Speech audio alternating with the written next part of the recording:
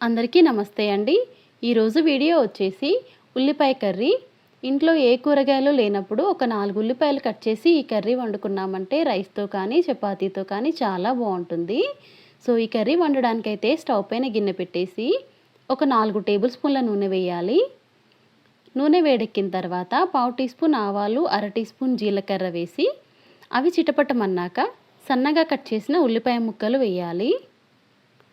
ఇప్పుడు దీంట్లో ఒక టీ స్పూన్ ఉప్పు, అర టీ స్పూన్ పసుపు వేయాలి.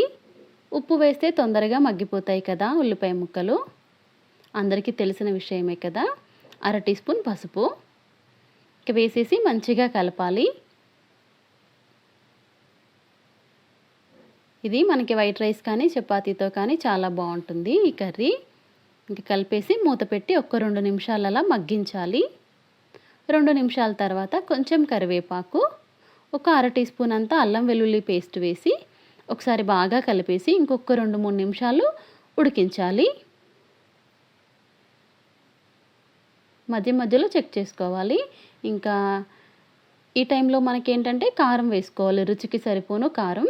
ఇంకా ఉల్లిపాయ సగం పైనే ఉడికిన తర్వాత వేయాలి ఈ మసాలాలన్నీ.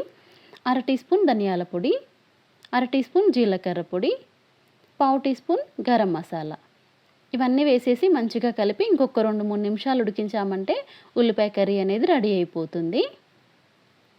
కావాలంటే ఇందులో ఒక 2 రేకులు చింతపండు వేసుకోవచ్చు. అది ఇష్టము, మన ఇష్టము.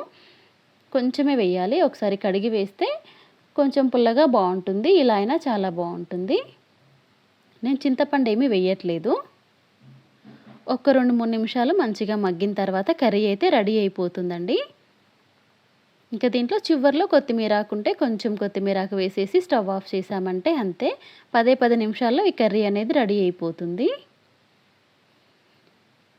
ఈ వీడియో నచ్చితే ప్లీజ్ లైక్ చేయండి. ప్లీజ్ సబ్స్క్రైబ్ చేసుకోండి. Thanks for watching.